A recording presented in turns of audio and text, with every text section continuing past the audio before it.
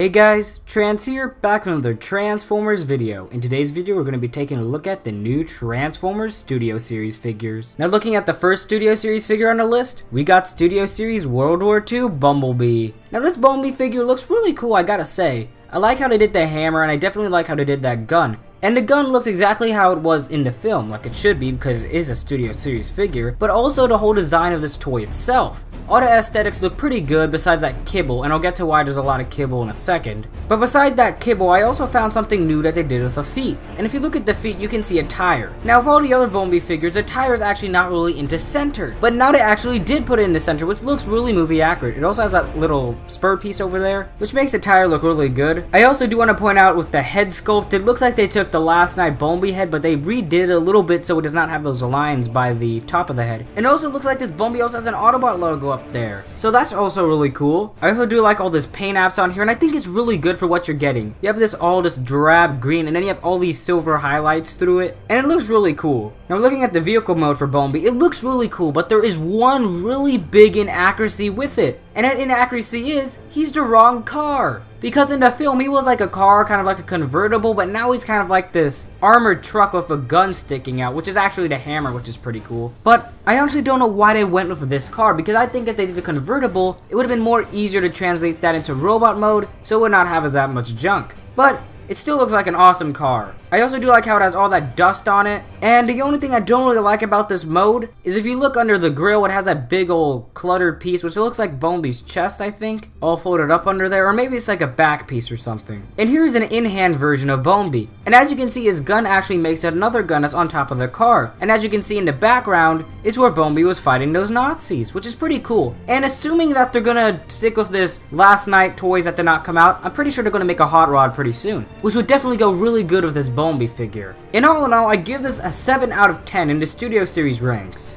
So I'll be definitely picking up this toy. Now taking a look at the next Studio Series figure. The next Studio Series figure, it's Barricade. Now looking at Barricade, it definitely resembles a lot from the movie masterpiece Barricade that came out a few months ago. And definitely a combination of the Dark of the Moon, Deluxe Barricade, especially in the feet. Now this Barricade definitely looks like the best Deluxe Barricade we will ever get and we ever had. Like the details on this thing, especially in the chest area, that is unbeatable. That's like MPM quality right there. The feet are straight out of the Dark of the Moon Barricade, just with a little bit more paint. And where it says police is a little bit different from the Dark of the Moon Barricade toy, because on the Dark of the Moon Barricades, I believe they were flipped. Also, that spike weapon definitely looks like it had inspiration from the MPM Barricades. And those hands especially come from the Dark of the Moon Barricade and a combination from the MPM one, just because how long they are. I also do want to point out is that beautiful head sculpt on Barricade. I love how it has the blue. I would definitely prefer purple more, but you know, it's still a Studio Series figure, and they may make a Dark of the Moon one, which they probably will because they are making a lot of repaints as we've seen in the past. But we can't use a past as this because Studio Series figures are really unpredictable at this point in time. And I also do want to point out all the detail that's on of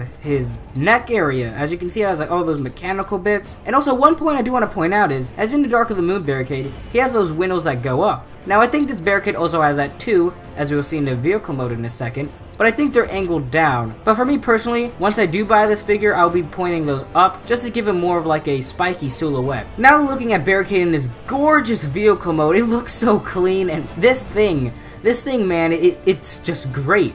Looking at this is like the cleanest Barricade figure I can ever think of. Even those panels on the doors aren't as dirty as it was on the MPM with having those lines, but now it's all just one crystal crisp piece without having any of those lines, which looks really cool. It also has a In Punish and Enslave logo. It has a Decepticon logo, but it doesn't look like it's purple, but it looks like it's black, which kind of blends in with the thing, and I honestly don't mind. But I would like it to be purple just because of movie aesthetic, but if it's black, that's kind of fine. One nitpick with this vehicle mode would be the headlights, and they're just black and they're not painted, but probably Repo Labels will hook us up with a set to give them some headlights. But all in all, I give this Studio Series figure a 9 out of 10. And I'm definitely going to be picking this guy up because he's that cool. Also, I forgot to mention was the backdrop for Barricade. And as you can see, it's from the first movie battle where Bumblebee battled him in that like wire place, but I think it was an electrical plant of some sort. And as you can see, there's Barricade and his beautiful car mode with the weapon aside, so you can detach it and reattach it. Now looking at the next Studio Series figure, it's Studio Series Sideswipe.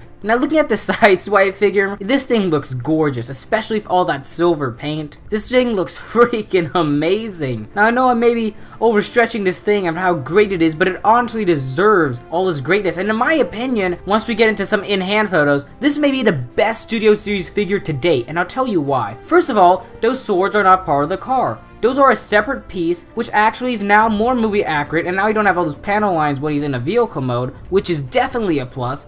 He also comes with 2 guns, which we'll see in the in-hand photo. And overall, this is just a beautiful looking Sideswipe figure.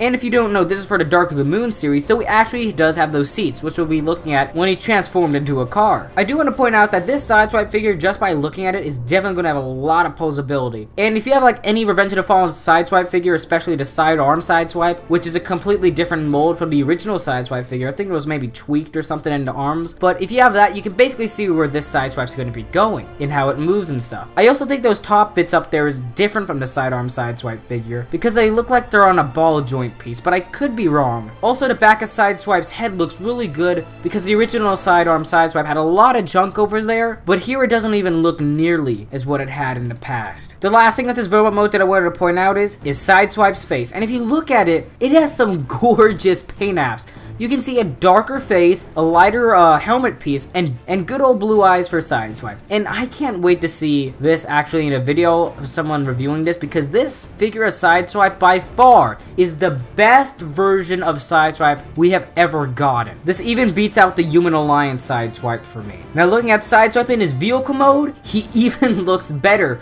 We can actually see those seats in there, and actually a steering wheel, which looks a lot better than the original Dark of the Moon figure on how they did it. But we don't know if this has like an interior piece, because I don't know if you guys remember in the original Dark of the Moon Sideswipe, there's kind of like a hole there, but we don't know for this figure. But even if there is a hole, it doesn't really mind me that much for this figure, because if you look at the seats alone, that's a completely different piece than the original, and I believe they can fold down and stuff, which looks really cool. And speaking of that ball joint piece earlier from the doors, these doors may be able to open, which makes this toy even more cool. I also do want to point out that the tires look really cool, and yet again, this is a really good accuracy from Studio Series figures, and I can't wait to see the new figures that are going to be coming out soon. The last thing I want to point out the Sideswipe figure is those vents. Now, those vents, man, it looks so accurate to what he had in the film, and if you look at the door pieces, he actually doesn't have that much panel line. And honestly, this whole thing doesn't really have that much panel line. You can kind of see it faint, but it hides it really well. But that could be just because it is a CGI image,